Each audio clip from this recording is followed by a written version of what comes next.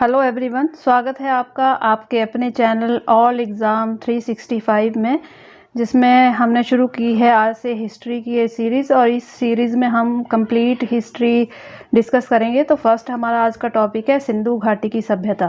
तो शुरू करते हैं आज का हमारा टॉपिक सिंधु घाटी की सभ्यता। और बहुत ही इम्पोर्टेंट ये टॉपिक है, हर एग्ज़ाम में यहाँ से क्वेश्चन पूछे जाते हैं।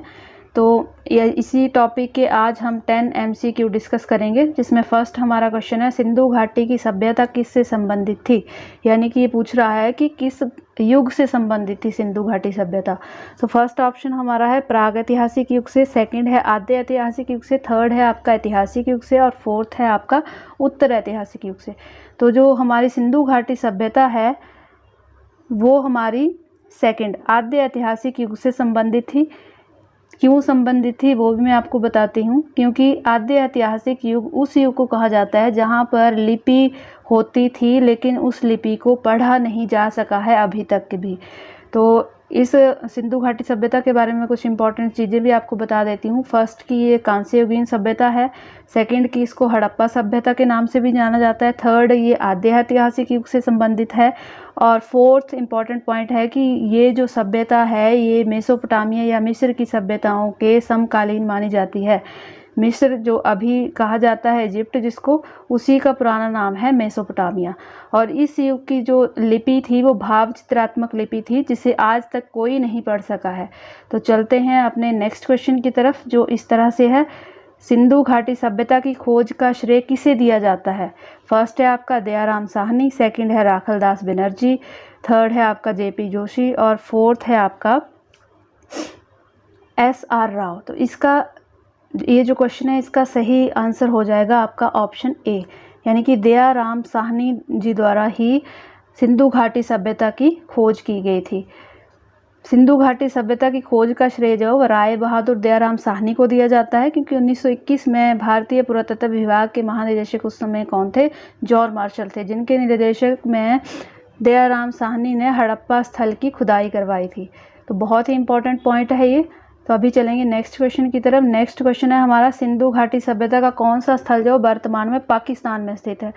तो जो सिंधु घाटी सभ्यता हमारी फैली हुई है ये पाकिस्तान तक फैली हुई है। तो यहाँ पूछा गया है कि कौन सा स्थल है जो वो वर्तमान में पाकिस्तान में है। तो इसके ऑप्शन देख लेते हैं, कालीबंगा, हड़प्पा, लोथल और आलमगीरपुर। तो इसमें से तीन जो हैं वो इंडिया में हैं, आपके कालीबंगा, लोथल, आलमगीरपुर, और बचा आपका हड़प्पा। तो हड़प्पा जो है ये हमारा पड़ता है पाकिस्तान में। तो पाकिस्तान के पंजाब प्रांत में स्थित हड़प्पा सैंदम स्थल या सिंधु घाटी सभ्यता का एक महत्वपूर्ण स्थल है, जो रावी नदी के तट पर है। और 1921 से लेकर 1922 में भारतीय पुरातत्व जो दयाराम साहनी थे, उन्होंने ही इसकी खुदाई जो थी वो आरंभ करवाई थी इस स्थल की। तो चलते हैं अपने नेक्स्ट क्वेश्चन की तरफ। नेक्स्ट क्वेश्चन है हमारा, मोहनजोदड़ो में सबसे बड़ी इमारत कौन सी है। तो जिसका फर्स्ट ऑप्शन आ जाएगा हमारा विशाल स्नानागार, सेकंड है अन्नागार, थर्ड है आपका बड़ा भवन और डी ऑप्शन है इसका 2 मंजिला भवन। तो इसका जो राइट ऑप्शन आंसर है वो है आपका विशाल स्नानागार, यानी कि यहाँ बहुत बड़ा एक बाथरूम टाइप मिला है ओपन, वो यहाँ की सबसे बड़ी इमारतों में से गिना जाता है। तो चलते हैं इसकी एक्सप्लेनेशन की तरफ। मोहनजोदड़ो की खुदाई जब 1922 और 1923 में राखलदास बनर्जी द्वारा करवाई गई थी। बहुत ही इम्पॉर्टेंट ये पॉइंट है कि मोहनजोदड़ो की खुदाई का श्रेय किसे जाता है, राखलदास बनर्जी को जाता है। और मोहनजोदड़ो का जो शाब्दिक अर्थ है वो है मृतकों का टीला। ये भी बहुत इम्पॉर्टेंट पॉइंट है और ये क्वेश्चन भी कई बार पेपर्स एग्ज़ाम में पूछा जाता है। तो यहाँ जो सबसे बड़ी इमारत मिली थी स्नानागार, उसकी जो लंबाई थी वो थी आपकी 45.71 मीटर और चौड़ाई क्या थी 22.86 मीटर ये चौड़ी थी। और ऐसा भी कहा जाता है कि ये जो स्नानागार यहाँ पे मिला हुआ है ये लगभग 6 अन्नागार, यहाँ हड़प्पा में 6 अन्नागार मिले हैं, उनको अगर मिला दिया जाए तो उससे भी बड़ा है, इसीलिए इस को सबसे बड़ी इमारत यहाँ पे कहा जाता है। नेक्स्ट क्वेश्चन है हमारा, सिंधु घाटी सभ्यता का कौन सा स्थल भारत में स्थित है। तो इनमें से कौन सा स्थल भारत में स्थित है वो आपने बताना है, हड़प्पा, मोहनजोदड़ो, लोथल और पंजाब।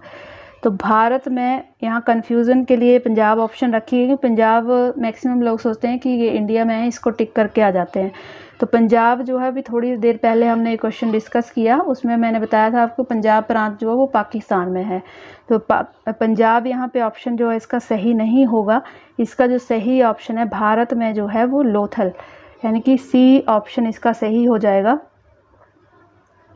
सी ऑप्शन इसका सही जो आंसर है वो है सी। सिंधु घाटी सभ्यता के स्थलों में लोथल जो गुजरात राज्य के अहमदाबाद जिले में भगवा नदी के तट पर स्थित है, और इसकी जो खुदाई है वो रंगनाथ के नेतृत्व में 1954 से 1955 के दौरान करवाई गई थी। और यहाँ पर जो है वो गोदीबाड़ा के साक्ष्य भी मिले हैं। गोदीबाड़ा यानी कि बंदरगाह का एक साक्ष्य मिला है, और हाथी दांत का पैमाना भी लोथल से मिला है। तो ये भी बहुत इंपॉर्टेंट क्वेश्चन है, पेपर में कई बार आ चुका है कि हाथी दांत का पैमाना जो है वो कहाँ से मिला था, तो ये मिला था आपका लोथल से। तो चलते हैं नेक्स्ट क्वेश्चन की तरफ। सिंधु घाटी सभ्यता की मुख्य विशेषता क्या थी? फर्स्ट है प्रकृति की शक्तियों की पूजा, व्यवस्थित शहरी जीवन, ग्रामीण खेती, जाति आधारित समाज। तो इसका जो राइट आंसर है वो हो जाएगा व्यवस्थित शहरी जीवन, यानी कि बी इसका सही आंसर है। तो आपको जैसे पता ही होगा कि सिंधु घाटी सभ्यता जो है वो बहुत ही इम्पॉर्टेंट सभ्यताओं में से एक है, और ये नगर नियोजन के लिए मुख्य रूप से जानी जाती थी। यहाँ पे पक्की सड़कें होती थी, और ये सड़कें जो हैं वो समकोण में एक दूसरे को काटती थी। और यहाँ जो नगर थे यहाँ ग्रिड पद्धति का यूज़ किया जाता था। पक्की नालियाँ बनी होती थी जिनसे जो घरों का पानी, नगरों का पानी जो बाहर निकलता था। तो ये पॉइंट भी बहुत इंपॉर्टेंट है, कई बार एग्ज़ाम में आता है ग्रिड पद्धति वाला पॉइंट, तो इसे भी आप ध्यान में रखिएगा। हमारा नेक्स्ट क्वेश्चन है हड़प्पा कालीन स्थल रंगपुर किस राज्य में स्थित है? तो इसका फर्स्ट ऑप्शन है आपका पंजाब में, सेकंड है पूर्वी उत्तर प्रदेश में, थर्ड आपका आ जाएगा गुजरात में, और फोर्थ आ जाएगा राजस्थान में। तो इसका जो राइट आंसर है आपका वो है गुजरात। गुजरात पड़ता है आपका रंगपुर पड़ता है आपका गुजरात के काठियावाड़ ज़िले में, और मादर नदी के किनारे ये स्थित है। और इसकी खुदाई जो वो रंगनाथ द्वारा करवाई गई थी। और यहाँ पर जो वो कच्ची ईंटों के अवशेष भी मिले हैं, और पक्की ईंटों का प्रयोग भी यहाँ पर किया जाता था। तो दोनों टाइप के अवशेष यहाँ पे मिले हैं, और धान की भूसी का साक्ष्य भी यहाँ पर मिला है। तो चलते हैं अपने नेक्स्ट क्वेश्चन की तरफ। नेक्स्ट क्वेश्चन है हमारा हड़प्पा कालीन, ये थोड़ा सा यहाँ पे मिसप्रिंट है, यहाँ स्थलों आएगा। हड़प्पा कालीन स्थलों में अब तक किस धातु की प्राप्ति जो है वो नहीं हुई है? तो फर्स्ट है आपका तांबा, सोना, लोहा और चांदी। तो तीन धातुएं ऐसी हैं जो हड़प्पा जो स्थलों की खुदाई हुई है वहाँ से मिली हैं, वो हैं आपकी तांबा, सोना और चांदी। तो बच गया आपका लोहा। तो लोहा एक ऐसी धातु है जो हड़प्पा संस्कृति से हमें अभी तक प्राप्त नहीं हुई है। तो हड़प्पा संस्कृति एक कांस्य युगीन थी, और यहाँ पर कांस्य के औजार मिले हैं हमें, पत्थर के औजार मिले हैं। और सोना और चांदी जो है इस टाइम में जो है अफ़गानिस्तान से मंगवाया जाता था, और जो रत्न है हमारे वो साउथ इंडिया से हमें मिलते थे। और लोहे का जो युग है, लोहा हमें मिला है उत्तर वैदिक काल में। तो लोहे का जो प्राचीनतम साक्ष्य जो मिला है वो गंधार से मिलता है, जो 1000 ईसा पूर्व के आसपास का है, जहाँ पहली बार खेती बाड़ी करने के लिए लोहे के उपकरणों का उपयोग किया गया था। तो ये मेन पॉइंट है इस क्वेश्चन में। तो चलते हैं अपने नेक्स्ट क्वेश्चन की तरफ। नेक्स्ट है आपका भारत का सबसे बड़ा हड़प्पा पुरास्थल कौन सा है? तो इसमें आ जाएगा आपका ए आलमगीरपुर, सेकंड है आपका कालीबंगा, थर्ड है आपका लोथल, और फोर्थ है आपका राखीगढ़ी। तो इसमें जो राइट आपका हो जाएगा वो हो जाएगा आपका राखीगढ़ी। तो राखीगढ़ी इसका राइट ऑप्शन है। राखीगढ़ी ही जो वो है यहाँ का सबसे बड़ा स्थल है। तो डेक्कन कॉलेज पुणे के प्रोफेसर हैं बसंत सिंधे, उनके अकॉर्डिंग जो है हरियाणा का राखीगढ़ी स्थल जो है वो सबसे बड़ा जो हड़प्पा स्थल है इंडिया का, जो ये राखीगढ़ी है, ये हरियाणा के हिसार ज़िले में पड़ता है, और घग्गर नदी के किनारे ये बना हुआ है।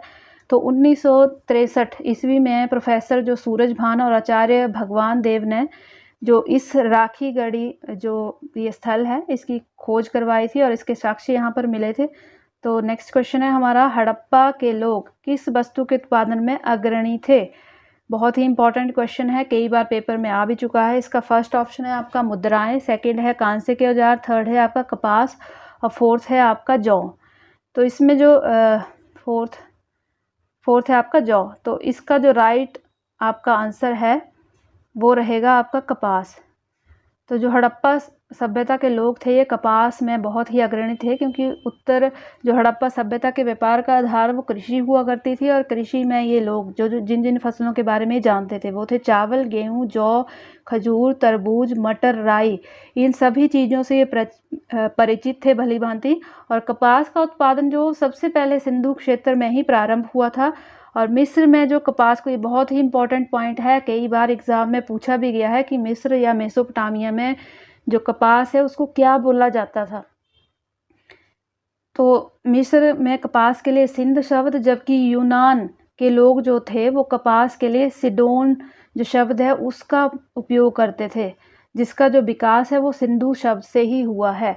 तो ये था हमारा आज का लेक्चर, आज का टॉपिक। तो हमने अभी 10 MCQs किए यहाँ पे, बहुत ही इम्पॉर्टेंट और बार बार एग्ज़ाम में आते भी हैं यहाँ से फैक्ट। तो अगर आपको हमारी वीडियो अच्छी लगी है तो इसे लाइक कीजिएगा, औरों के साथ भी शेयर कीजिएगा, और हमारे चैनल को कर लीजिएगा सब्सक्राइब, ताकि इसी तरह के वीडियोस आपको लगातार मिलते रहें। मिलते हैं नेक्स्ट वीडियो में, जिसमें हड़प्पा सभ्यता के कुछ और क्वेश्चंस लेके मैं आऊँगी। तो मिलते हैं नेक्स्ट वीडियो में। थैंक यू, धन्यवाद।